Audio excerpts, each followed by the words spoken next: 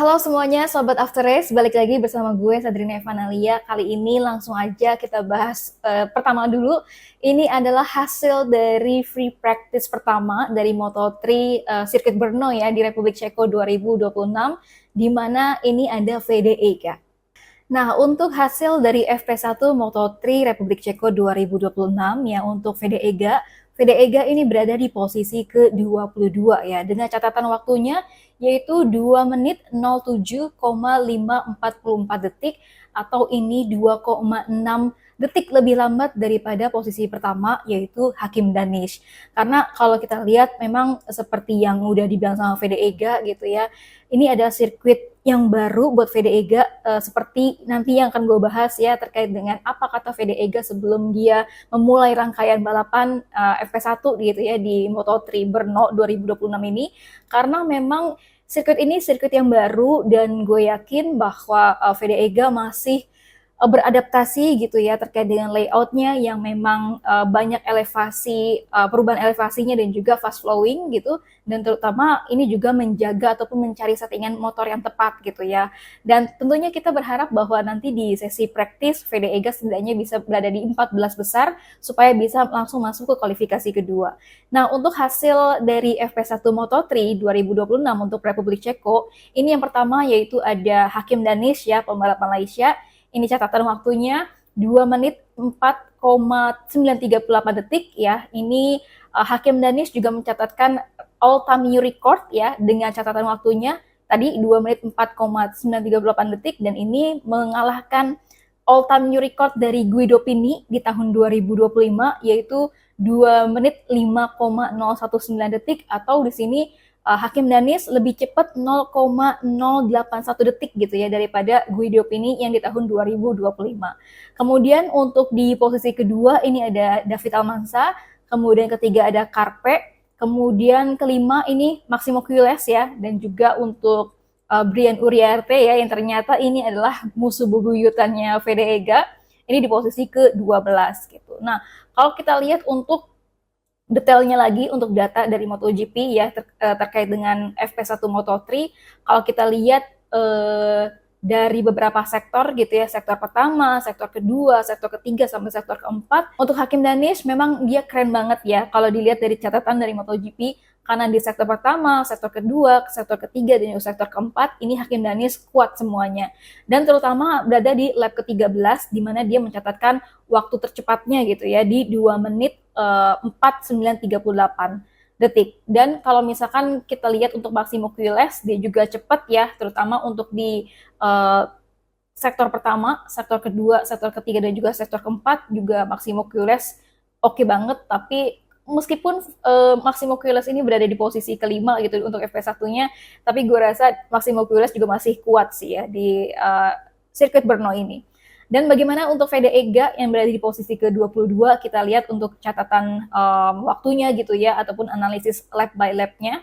Kalau kita lihat di sini VD EGA sektor pertama masih oke, sektor kedua masih oke, sektor ketiga nih yang menjadi kelemahan dari VD EGA ya, karena VD EGA sama sekali tidak mencatatkan waktu tercepatnya untuk di sektor ketiga ini. Kemudian untuk sektor keempat dia masih bisa lah ya untuk bisa cepat gitu.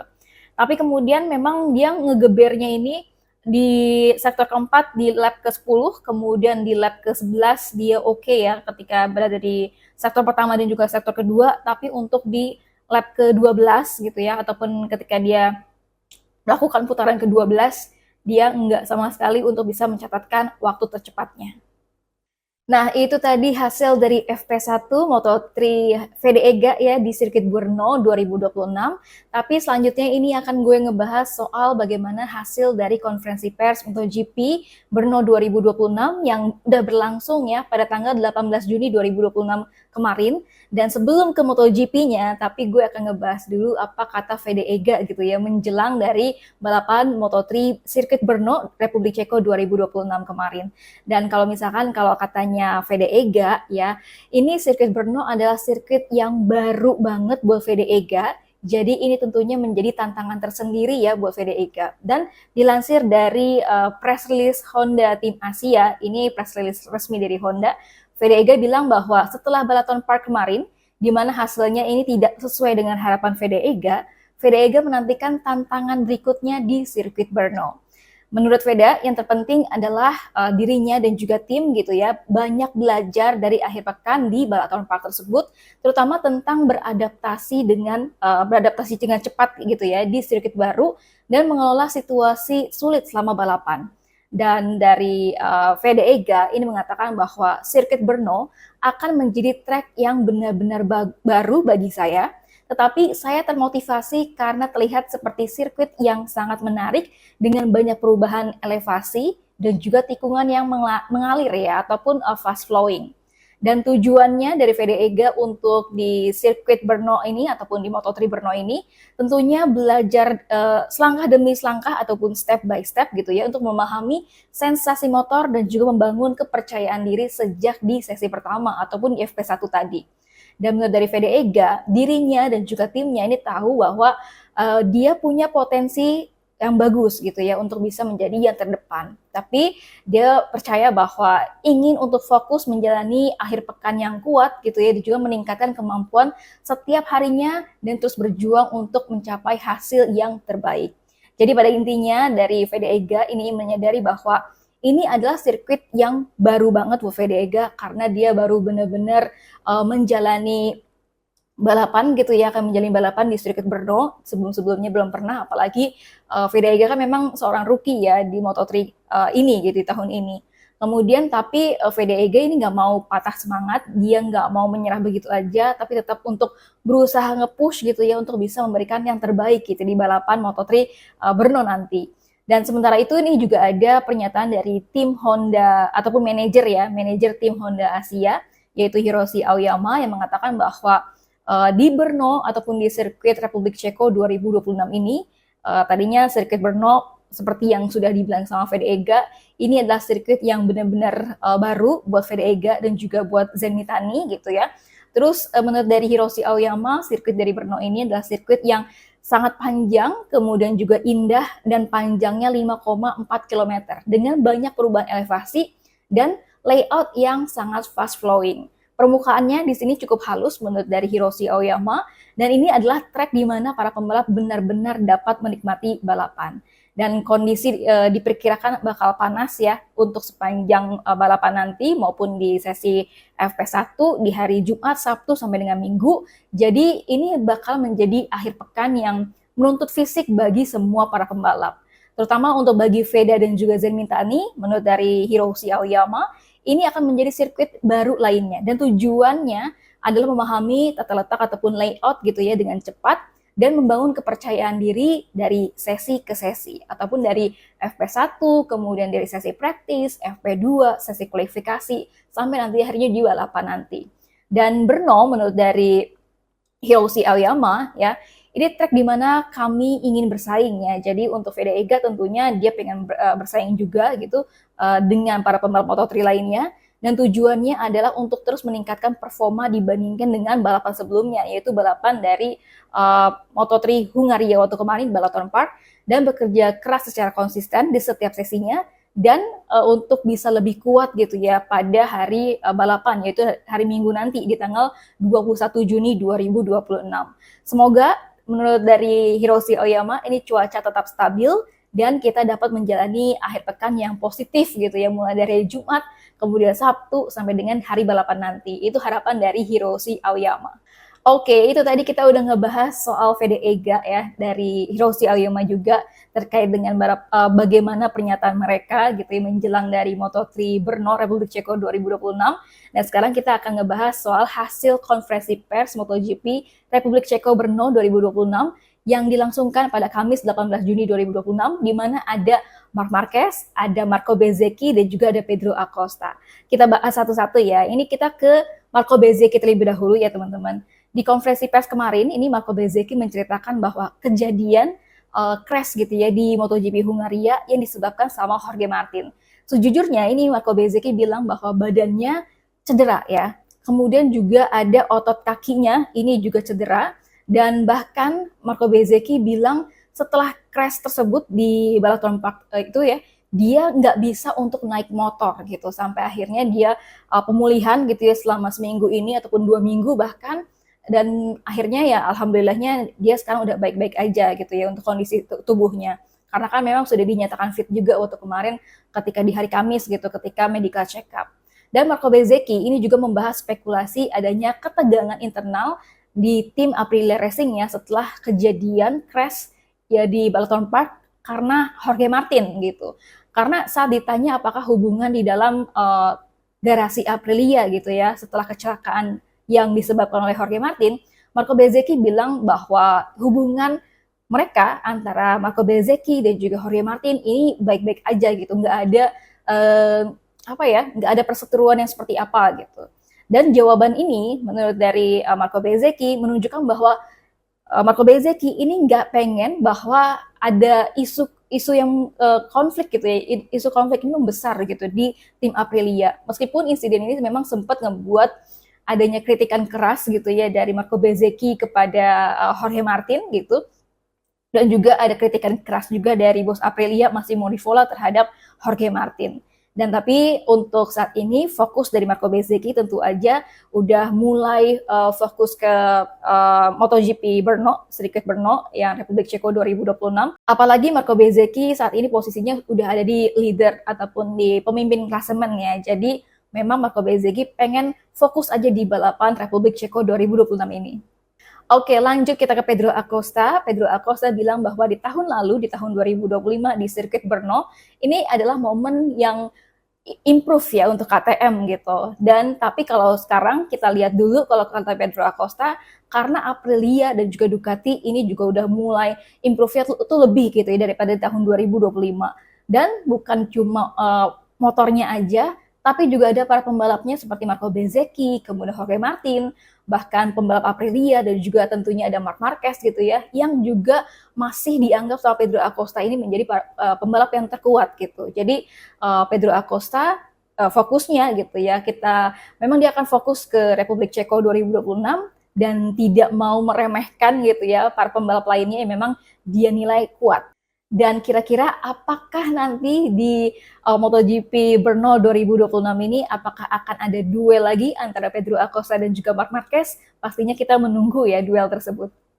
Lanjut kita ke Marc Marquez ya. Jadi Marc Marquez bilang di konferensi pers bahwa di atas kertas sirkuit Brno adalah bukan sirkuit favoritnya Marc Marquez gitu. Tapi Marc Marquez bilang ya udah lihat nanti gitu ya, apakah dia bisa kompetitif atau enggak. Yang saat ini dia pengen fokusin adalah memperbaiki kondisi lengannya dan juga kondisi fisiknya. Soal kemarin ketika dia menang di Balaton Park ya, kalau waktu kemarin kita ingat bahwa di sesi kualifikasi Marc Marquez itu pole posisi, kemudian di sprint race dia menang, di main race juga menang gitu ya di sirkuit Balaton Park. Apakah Marc Marquez bisa mengulangi kesuksesannya di sirkuit Brno ini? Marc Marquez ini menjawab bahwa dia ragu kalau dia bisa mengulangi kesuksesan yang sama gitu di sirkuit Brno ini, karena menurut dari Marc Marquez kemenangan di sirkuit Balaton Park waktu kemarin itu rasanya kayak fake ya, Marc Marquez bilangnya itu kayak kemenangannya palsu, karena menurut dari Marc Marquez di Balaton Park itu kebanyakan adalah tikungannya ke kiri gitu ya, apalagi sama-sama kita tahu nih teman-teman ya, Marc Marquez itu kan memang kelebihannya ada di tikungan ke kiri gitu. Nah itu menurut dari Marc Marquez menjadi sebuah kelebihan gitu ya, yang memang ya udah karena memang sirkuitnya itu banyakkan tikungan ke kiri ya mungkin jadi mudah gitu ya buat Marc Marquez, dan apalagi dia akan bertanya-tanya gitu kalau misalkan sirkuitnya tidak seperti sirkuit Balaton Park yang kebanyakan tikungan kiri akan seperti apa gitu, apalagi nanti di sirkuit Brno ini yang tadi ya seperti Hiroshi Aoyama bilang bahwa ini banyak elevasinya, perubahan elevasi dan juga fast flowing gitu. Selain itu, Marc Marquez ini bicara soal mentalitasnya ya setelah bertahun-tahun mengalami cedera gitu di MotoGP. Dan Marc Marquez ini mengakui bahwa cara pandangnya terhadap masa depan dan pemulihan cedera saat ini gitu ya berubah seiring bertambahnya usia. Tetapi gaya balapnya Marc Marquez yang agresif ya menurut dia itu tetap sama. Karena itu sudah menjadi bagian dari karakter dirinya sebagai pembalap. Dan dia mengatakan bahwa kalau ada rasa takut yang menguasai dirinya Marc Marquez gitu, lebih baik ya udah berhenti balapan aja gitu. Sehingga Marc Marquez ini tetap memilih bahwa dia harus mengambil resiko gitu ya di lintasan, meski sadar konsekuensinya itu jauh lebih besar dibandingin saat Marc Marquez ini masih muda gitu. Dan ada yang kocak juga dari jawaban Marc Marquez ya. Waktu kemarin kan kita sama-sama tahu ya ada video viral gitu ketika Marc Marquez berkunjung ke Formula One gitu ya, ke boxnya Audi. Kemudian Marc Marquez ini apa ya, dibilang sebagai mantan pembalap MotoGP alias former MotoGP rider gitu ya, yang tadi artinya adalah mantan pembalap MotoGP gitu. Sebenarnya kalau katanya Marc Marquez tuh tahu gitu ketika dia disorot gitu kamera, terus kemudian ada namanya kan Marc Marquez, kemudian juga former MotoGP rider. Sebenarnya itu Marc Marquez pengen ketawa ya, tapi dia tahan gitu. Terus udah gitu Marc Marquez malah dia ngejokes ataupun ngelucu gitu sambil ketawa-tawa, dia ngeresponnya ini di Instagramnya juga. Dan menurut dari Marc Marquez ini menegaskan bahwa dia tidak punya rencana serius untuk pindah ke balapan mobil gitu ya, terutama untuk Formula One. Dan menurut dari Marc Marquez, level kompetisi Formula One ini terlalu tinggi untuk dikejar pada usia dan juga tahap karirnya yang sekarang ini. Walau Marc Marquez ini mengatakan bahwa dia tidak menutup kemungkinan akan untuk bisa balapan mobil gitu ya, tapi hanya untuk fun aja, untuk bersenang-senang aja gitu ya, tapi bukan diseriusin menjadi sebuah karir yang baru gitu setelah dia pensiun.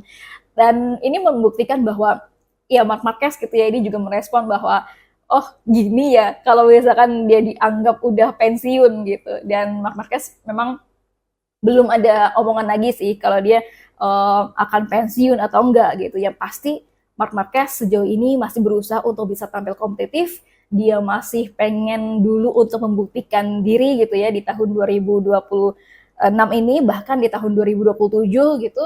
Kemudian juga dia fokusnya saat ini memang pengen lebih membuktikan secara kondisi fisiknya sih. Oke, itu dia untuk hasil dari konferensi pers MotoGP Brno 2026. Tadi ada Marc Marquez, Marco Bezzecchi, dan juga Pedro Acosta. Ini gue akan mengupdate sedikit informasi soal MotoGP ya teman-teman. Jadi untuk Alex Marquez, dia memang join di MotoGP Brno, tapi dia harus observasi dulu sampai di FP1. Kalau misalkan di FP1 sudah oke gitu ya, kemudian dia ke medical check up lagi, dan sudah dinyatakan fit, baru kemudian Alex Marquez ini bisa melanjutkan ke balapan gitu ya sampai hari Minggu nanti. Dan yang kedua informasinya, ini setelah balapan MotoGP Brno hari Minggu nanti, para pembalap ini juga bakal pertama kalinya ya, ini pembalap utama untuk ngetes motor 850cc untuk MotoGP 2027. Karena kan sebelum-sebelumnya yang mengetes itu adalah pembalap tes masing-masing pabrikan ya, untuk mengetes 850cc mesinnya. Tapi untuk setelah MotoGP Brno ini di hari Seninnya berarti semua pembalap utama, tapi pembalap utamanya tuh nggak semua ya teman-teman, yang memang benar-benar sudah dipastikan akan melanjutkan di tahun 2027 bersama dengan pabrikan tersebut. Jadi ada Marc Marquez gitu ya yang udah pasti akan tes di 850cc di Brno nanti, kemudian juga ada Fermin Aldeguer ya, ini juga dipastikan untuk ikut tes 850cc karena Marc Marquez dan juga Fermin Aldeguer ini juga udah dipastikan lanjut di Ducati di tahun 2027 gitu. Nanti mereka akan ngetes Desmosed GP27 mesin 850cc. Kemudian juga ada di Honda itu ada Johan Zarco ya yang akan mengetes RC214V 850cc. Dan menariknya untuk Honda ini mereka masih menunjuk Luca Marini dan juga Joan Mir ya. Meski keduanya dari Joan Mir dan juga Luca Marini ini belum pasti untuk bisa lanjut di 2027 dengan Honda gitu. Tapi mereka ini masih ditunjuk untuk bisa ngetes mesin 850cc di hari Senin nanti. Kemudian di Yamaha ini bukan Fabio Quartararo yang dipilih, tapi adalah Toprak Razgatlioglu yang akan ngetes Yamaha V4 850cc. Karena kan Fabio Quartararo juga udah nggak akan di Yamaha kan di tahun 2027 gitu. Nah untuk Pedro Acosta sebenarnya dia diperbolehkan sama KTM untuk mencoba mesin 850cc gitu ya di sirkuit Brno nanti. Tapi ini belum ada informasinya apakah Pedro Acosta akan fix gitu ya untuk bisa ngetes 850cc KTM ini. Karena kan memang rumornya 90% nih Pedro Acosta itu akan ke Ducati di tahun 2027, rekan satu timnya dari Marc Marquez. Dan kemudian yang udah pasti ini juga ada Marco Bezzecchi ya, yang udah pasti dia akan ngetes Aprilia 850 cc karena Marco Bezzecchi itu juga udah punya kontrak ya dengan Aprilia untuk tahun 2027. Kemudian tentunya kayak sisanya ada Pecco Bagnaia, Jorge Martin, Quartararo, Jack Miller. Ini belum akan ikut tes karena belum ada pengumuman gitu ya. Mereka akan kemana di MotoGP 2027. Dan nanti di tes sirkuit Brno nanti tentunya yang dites itu mesin 850 cc, kemudian bannya ya, ban Pirelli, dan juga sejumlah kayak apa ya, pengurangan aerodinamika gitu ya, kemudian area paketnya juga dikurangi gitu, dan perangkat ride head device gitu ya, ini juga dihapus ya. Ban Pirelli ini juga menggantikan ban Michelin, itu tentunya juga akan dites semuanya sama pembalap utama gitu ya, kayak Marc Marquez tadi, Marco Bezzecchi dan lain-lain itu di hari Senin nanti. Oke, terakhir ya ini informasinya. Jadi ada juga pengumuman bursa pembalap MotoGP 2027 nantinya ini dipengaruhi sama kesepakatan baru yaitu Concord Agreement MotoGP antara promotor kejuaraan dan juga tim pabrikan ya untuk periode 2027 sampai 2031. Dan ini memang sudah negosiasi alot ya lebih dari 1 tahun dan baru deal gitu ya antara tim pabrikan, promotor dan juga untuk dari Liberty Media-nya. Dalam hal ini adalah MotoGP Sport dan juga Entertainment. Inti konflik sebelumnya ya terkait dengan Concord Agreement ini adalah soal pembagian pendapatan gitu karena para tim ingin model revenue sharing seperti Formula One. Tapi akhirnya MotoGP tetap memilih sistem pembayaran tahunan yang tetap gitu ya sekitar 8 juta euro daripada bagi hasil langsung gitu. Dan kesepakatan ini dianggap sangat penting karena ini membuka jalan bagi pengumuman transfer gitu ya, bursa transfer para pembalap untuk MotoGP 2027 dan juga ini memberikan kepastian gitu ya untuk masa depan proyek tim pabrikan di era regulasi baru MotoGP yaitu di 850 cc nanti. Oke, segitu dulu teman-teman untuk review After Race kali ini. Ya, kalau ada yang mau tanya-tanya, kalau misalkan mau ada yang komen, kita bisa berdiskusi ya teman-teman di kolom komentar. Jadi segitu dulu, nanti gue update lagi soal MotoGP dan juga Moto3 VDA pastinya. Bye-bye.